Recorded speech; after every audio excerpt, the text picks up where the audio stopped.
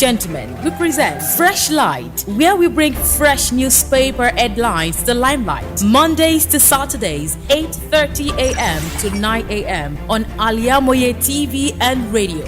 Watch, like, subscribe, and make sure your notification is activated on our YouTube channel. You can also like and comment on our pages on Facebook, Twitter, and Instagram at Al-IyamoyeTV and radio.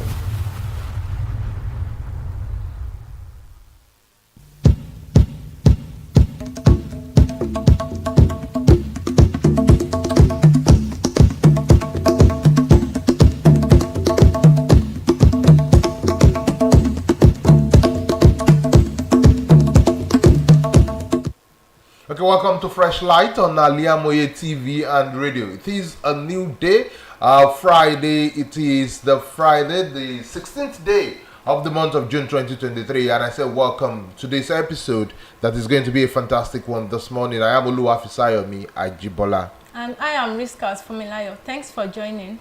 Okay, let's go straight to the newspapers headlines. We have about 4 newspapers begin to you this morning, and the first of it is Daily Trust. On the Daily Trust front page, I am not on the run, Malami says. No innocent herder killed in Nasarawa airstrike. This is coming from NAF. You can find this on page 6 of the Daily Trust newspaper. Nigeria's debt profile to hit 81 trillion naira following FX rate unification.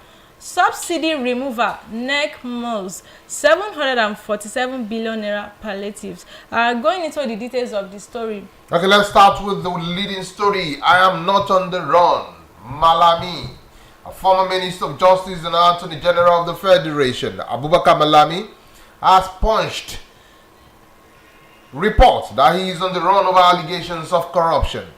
Following the suspension of the chairman of the Economic and Financial Crimes Commission, EFCC, Abdurrashid Bawa, over his conduct while in office by President Bola Ahmed Tinubu on Wednesday, there has been report that Malami has left the country in a bid to evade arrest and investigation. Malami, who is from Kebbi State, Etwe, as the chief law officer of the country throughout the 8 years reign of President Muhammadu Buhari. When Bawa was named as the EFCC chair in 2021, Malami exclusively told this paper that he recommended him based on his competence. I am not on the run. Malami, the former minister, is saying this and can be found on Daily Trust newspaper this morning. Picking my first story on the Daily Trust newspaper, moving to Nasarawa. No innocent herder killed in Nasarawa airstrike, says NAF. The Nigerian Air Force, NAF, has said the 38 herders killed in airstrikes carried out in January in Rukubi community of Doma local government area of the Nasarawa state were terrorists and not innocent persons. The NAF, which had kept mum over the incident widely reported in the media about 6 months ago, said those killed trying to wreak havoc, particularly the kidnapping of many school children at a secondary school in location before they were eliminated. To read details of this story, you can go to the Daily Trust this morning. It has this headline: No innocent herder killed in Nasarawa airstrike, says 9. Okay, going to the cover page of the Nation newspapers. Workers to receive cost of living petrol allowances. That is the big story on the Nation newspaper this morning. Ribadu Edun Nwajogu Alake among 8 presidential advisors. OBLP tender 18,088 blood result sheet. Rising basic cost of living push inflation to 22.41%. That is also on the Nation newspaper. Abdul Salami Akonde Yakasai Tinubu on track. President's decisions bold, says Sanusi. These, among other stories, are what is on the headlines on the cover page of the Nation newspaper. Picking the leading news stories on the Nation newspaper: workers to receive cost of living petrol allowances. Federal government states proposed palliative to cushion effect of petrol subsidy withdrawal. The National Economic Council (NEC) yesterday considered 2 forms of palliative for workers and vulnerable persons to cushion the effect of petrol subsidy removal. The proposals are the living cost allowance of over 702 billion naira and petroleum allowance ranging from 23.5 billion naira to 45 naira billion per month. To read the story, to read details of this story, you can go to the Nation newspaper this morning. It has this headline: workers to receive cost of living petrol allowance. Okay, still on the Nation newspaper. Tinubu to NEC members, let's join forces to transform economy. President Bola Tinubu yesterday charged members of the National Economic Council, NEC, to work with the administrations to receive the economic fortunes of Nigeria and its citizens. Noting that the task of reviving the economy was Herculean, Tinubu told the council members that Nigeria would not accept excuses because no one is begged to be given the job. He spoke at the inaugurations of NEC at the State House in Abuja. The council, which is chaired by the Vice President, asked governors of the 36 states, Central Bank of Nigeria, governor, and other co-opted government officials as members. Tinubu to NEC members, let's join forces to transform the economy. The Nation newspaper is reporting. Okay, moving to another newspaper, we have Daily Sun newspaper. On the Daily Sun newspaper front page, I'll be picking the leading story: presidential election timetable, new twist in INEC, Obi Atiku legal battle. Tinubu mandate NEC to revive economy. Tinubu appoints Ribadu, Alake, Edu, 5 others special advisors. You can find all these stories on the page 6 of the Daily Sun newspaper. Lastly, on the Daily Trust newspaper, Ijaw lawmakers protest alleged remapping of Akwa Ibom local government areas. You can find this on page 27 of the Daily Sun newspaper. And going into the details. Okay, INEC kick as OBLP tender 18,000 blood IRF cheats. That is on the Sun newspaper.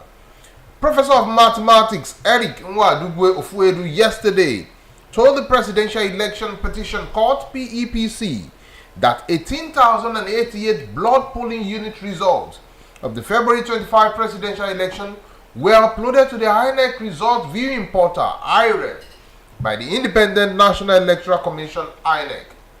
Professor Ofuedu, lecturer at the Nnamdi Azikiwe University, Awka, Anambra State, was terrifying as the fourth petitioner's witness, PW4, in the petition filed against the outcome of the election by the Labour Party LP and its candidate, Mr. Obi.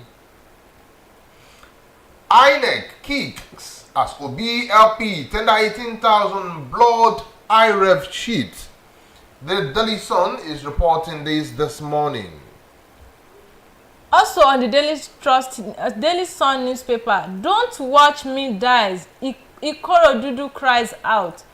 One of the Nigerian most flamboyant boxers, Jeremiah Okorodudu, is critically ill and has appealed to the government and sport-loving Nigerians to pray and support him financially in order to help save his life.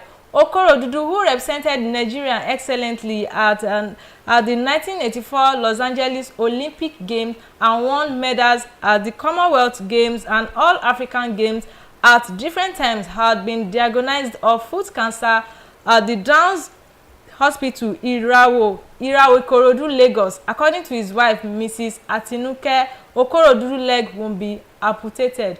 To read more of this story, you can go to the Sun newspaper this morning. It has this headline: "Don't watch me dies. Ikorodudu cries out." We just pray that he does not die with vehemence. That people should come to his aid so that he can get to at least live and enjoy his life. Okay, let's look at another stories from the Sun newspaper before we move to another newspaper. June 12 annulment made Tinubu master strategist at Adeolu. A legal practitioner, Adebayo Adeolu, has said that President Bola Ahmed Tinubu, judging from his experiences and what he has done through right from the days of June 12, 1993 struggle, is unarguably a master strategist when it comes to the game of politics. In an interview with the Daily Sun, Adeolu is also a political and public affairs analyst, spoke on Tinubu's emergence as the sixth president of Nigeria since the return of democracy in 1999, the removal of fuel subsidy, and the suspension of the former Central Bank of Nigeria CBN Governor Godwin Emefiele, among other national issues. June 12 annulment made Tinubu master strategist Adeolu. To read details of that exclusive interview, pick up a copy of the Sun newspaper as published this morning. I'm picking the last newspaper on Freshlight this morning, the Punch. We are moving to the Punch newspaper.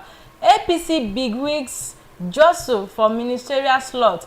Tinubu names 8 SAs. You can find this on the page 2 of the Punch newspaper. Probe begins as OAU student dies of suspected suicide. Page 4 of the Punch newspaper captured this story. EFCC summons Sirika, quizzes Nigeria air officers, officials. You can find this on the page 29 of the Punch newspaper. And lastly, on the front page, the Punch front page, both tragedy, federal government vows prosecution of operators. You can find this on the page 15 and going into the details of the story. Okay, let's start with the big story on Punch newspaper this morning. It has this headline: APC bigwigs jostle for ministerial slot. Tinubu names 8 SAs. State chapters of the All Progressives Congress are waiting directive for President Bola Tinubu to forward list of ministerial nominees to the party headquarters for onward transmission to the presidency. The Punch, however, gathered that while the party awaited the directive, bigwigs, including former governors, ex-ministers, and other party chieftains, have started jostling for ministerial appointment. But as the nations await Tinubu's ministerial list, the president on Thursday appointed 8 special advisors, including the former chairman of the Economic and Financial Crimes Commission, Oluwafisayomi, who emerged as special advisor on security. The special advisor on special duties, communications and strategy, Mr. Dele Alake, in an interview with one of Punch correspondent of March 8th, has said that it would not take Tinubu up to 60 days to constitute his cabinet. APC bigwigs jostle for ministerial slot. Tinubu names 8 SAs. The Punch has the details. Still on the Punch newspaper and moving to Osun State this morning, probe begins as OAU student dies of suspected suicide.